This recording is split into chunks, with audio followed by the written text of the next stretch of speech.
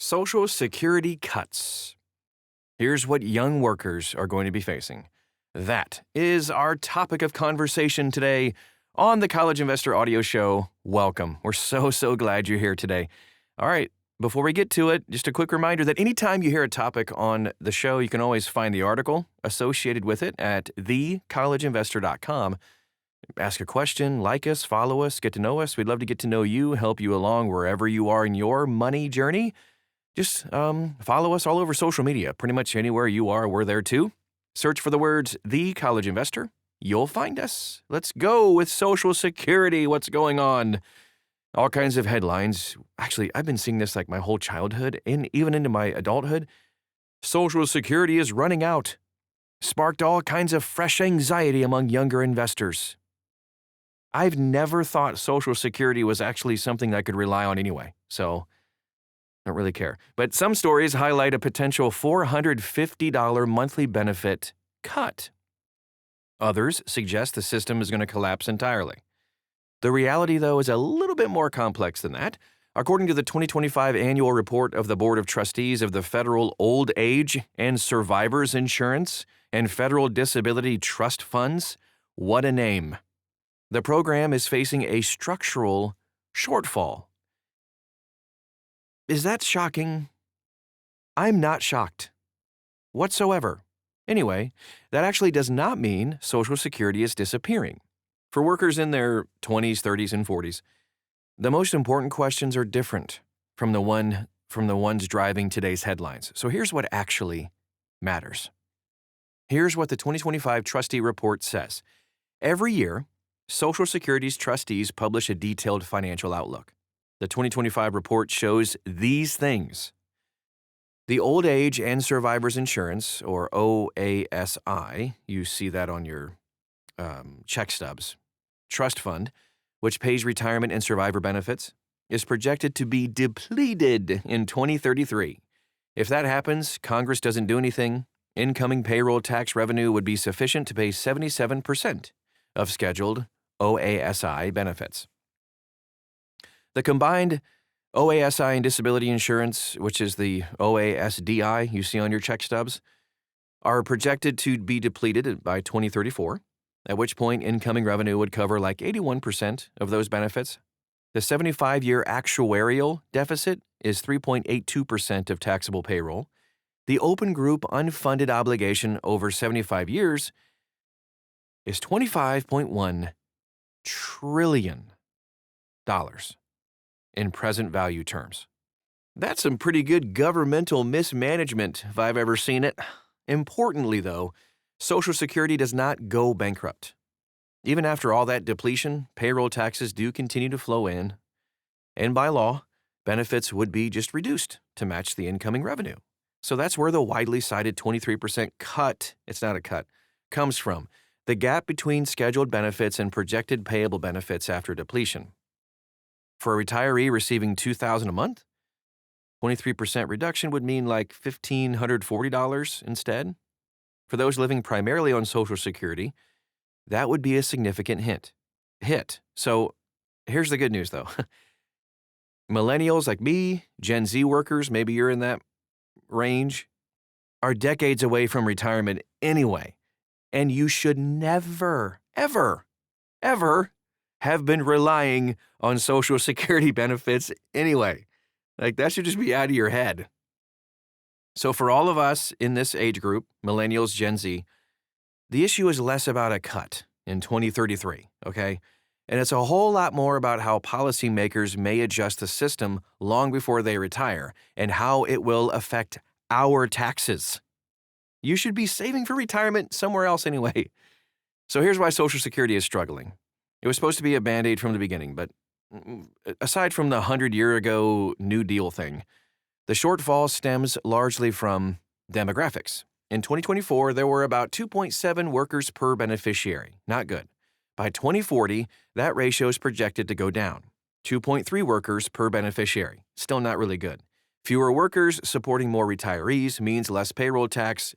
Duh, we can see this. Social Security's costs have exceeded total income since 2021.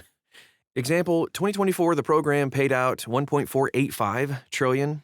and then took in 1.418 trillion, drawing down trust fund reserves to make up the difference, and they're just going to keep doing it. The 75-year shortfall equals 3.82% of taxable payroll.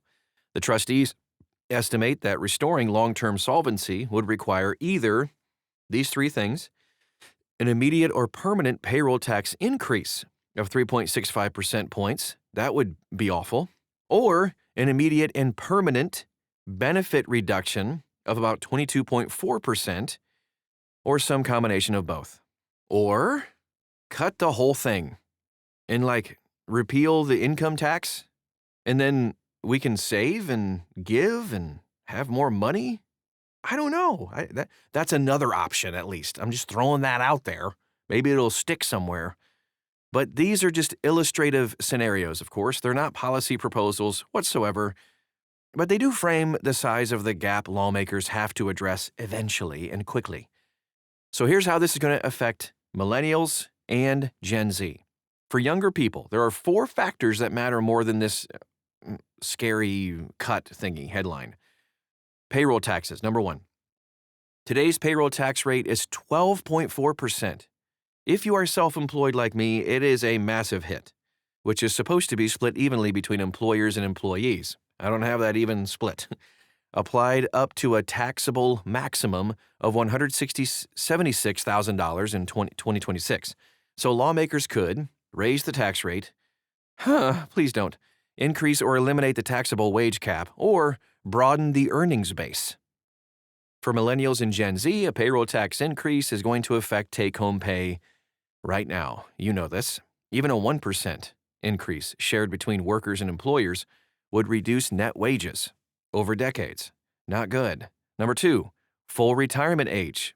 The full retirement age is already scheduled to rise to 67 for those born in 1960 or later.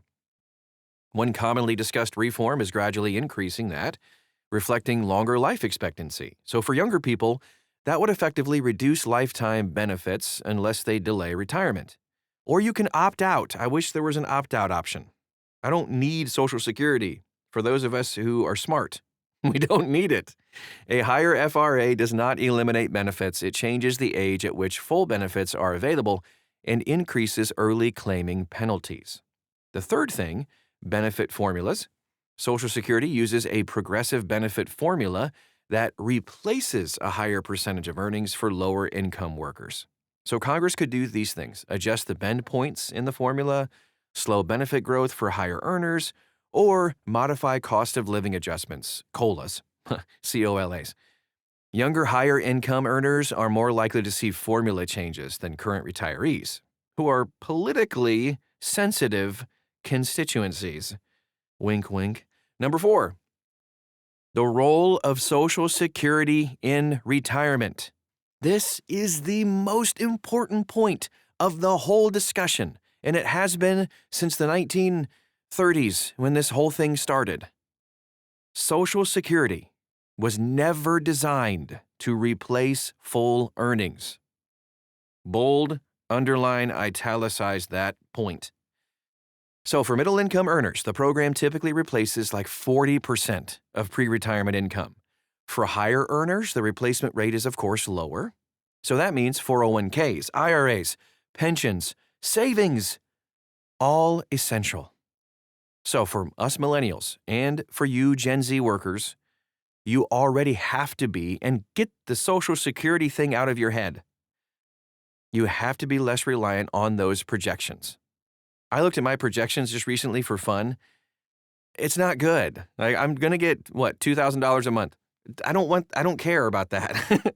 But surveys consistently show skepticism about future benefit levels. It's just going to keep going down for us younger people. In practical terms, that may be prudent. Forget Social Security.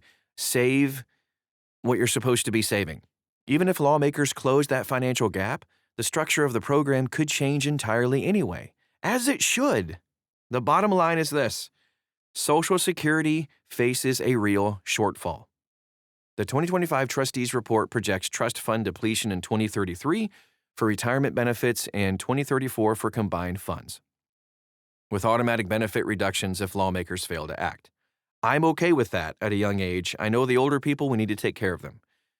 So for millennials and Gen Z like us, the more relevant issues are long-term structural reforms, payroll taxes, retirement age benefit formulas. The program is unlikely to vanish. As a young person, I would like it to go away, but it is likely to change. So for us, the prudent approach, please don't panic. Save in a 401k, a Roth IRA, all of those retirement accounts, and forget Social Security. And then if you do get something, it's just a cherry on top. That's all. So the prudent approach is preparation, not panic. I know a lot of opinion today, and I got a little fired up. Forgive me, but it's going to be okay.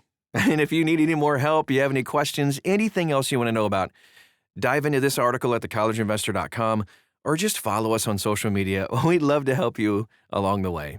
You can find us at The College Investor, and we can put you on the right path to a legit, real millionaire type of retirement that you've always dreamed of anyway. So you don't even have to ever worry about Social Security and how much you're going to get anyway. All right, that is our show for today, and we'll talk to you again real soon.